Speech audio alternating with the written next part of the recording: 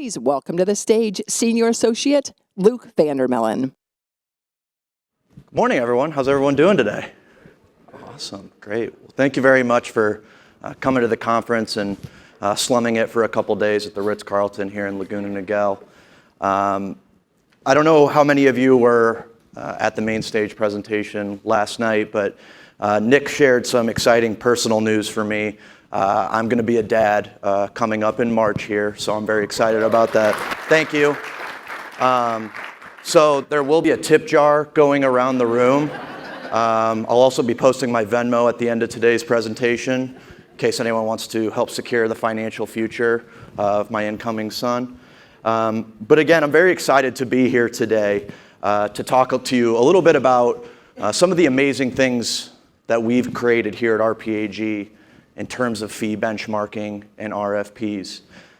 You know, in some of the stage presentations that we've seen thus far, there's been a lot of conversation around efficiency, scaling your business, saving time.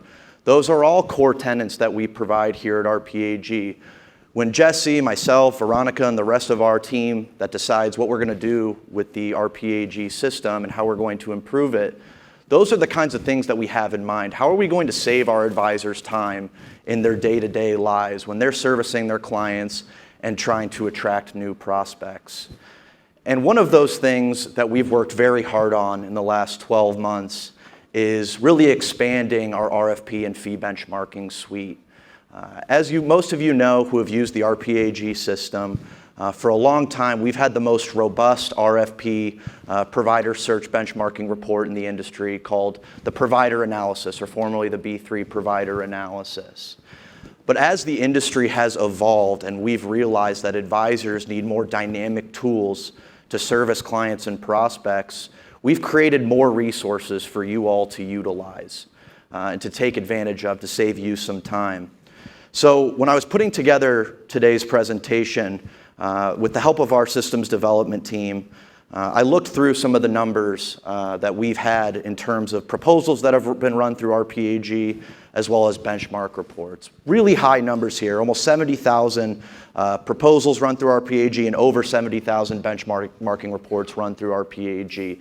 That's individual plans being run through RPAG, having their fees benchmarked, having their record keepers and TPAs put on a pedestal and evaluated. One of my favorite things to look at every year is our great partners at Fidelity come out with a plan sponsor survey where they survey about 1,300 plan sponsors around the country of varying plan sizes, all key decision makers for those plans. And the thing that stuck out in that plan sponsor survey for 2023 for me was the fact that 51% of plan sponsors are actively looking to change their record keepers. Right? So that's an intense statistic, right? Not only for our record-keeping partners who are out there trying to prove why they deserve to keep the business that they already have, but also for advisors to help plan sponsors through that process to find the record keeper that services their plan in the most efficient way. So with those statistics, I thought there's a great set of opportunity here for our advisors to take advantage of to win new business and to keep their current clients happy. So here at RPAG, with all of our resources, two things come up a lot in terms of what we're looking when we build these resources. One is ERISA best practices. As most of us know here, with ERISA, we're looking to determine what available services the record keeper is providing, the fees for those services, what kind of responsibility the provider is assuming, and then monitoring that on an ongoing basis to make sure that that service level and those fees stay in line with what the plan sponsor expects.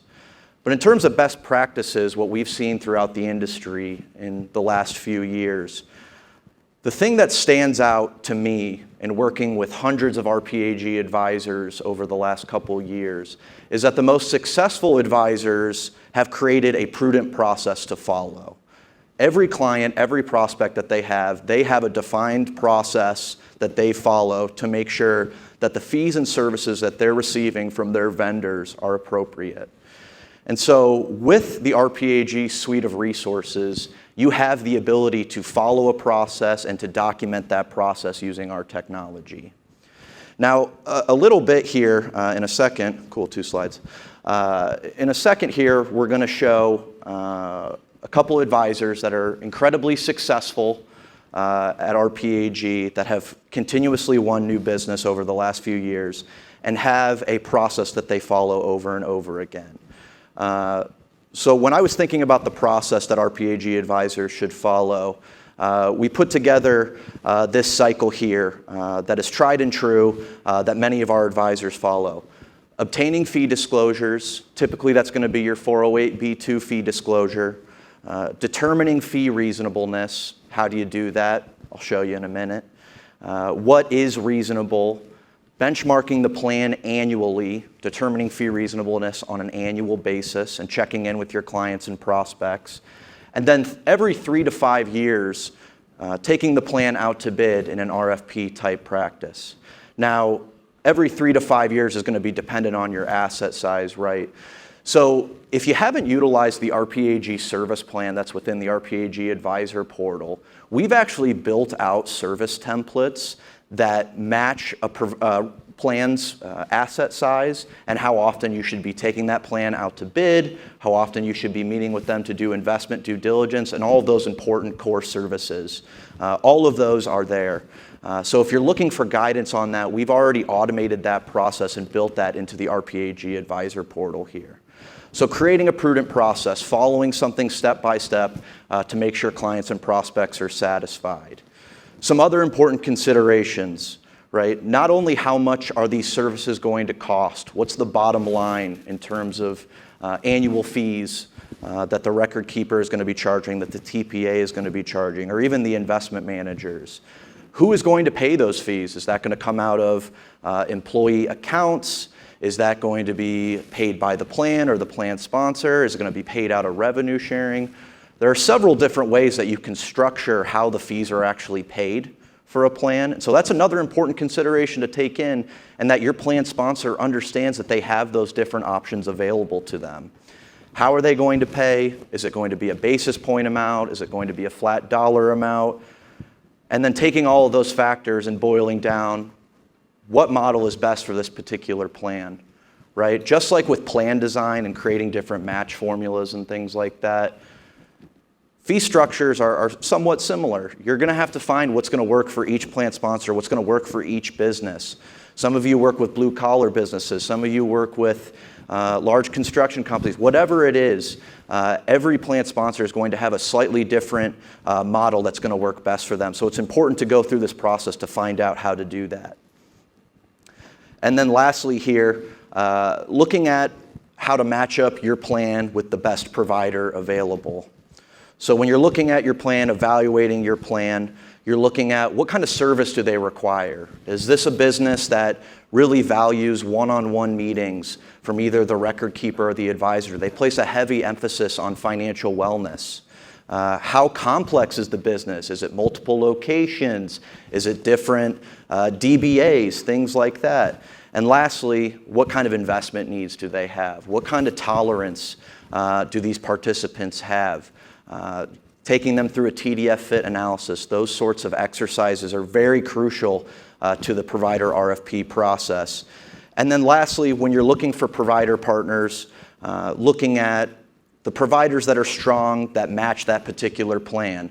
The plan demographics, what kind of strengths they have in terms of, do they provide really good financial wellness materials? Do they do great group education content? Those sorts of things are all important to consider.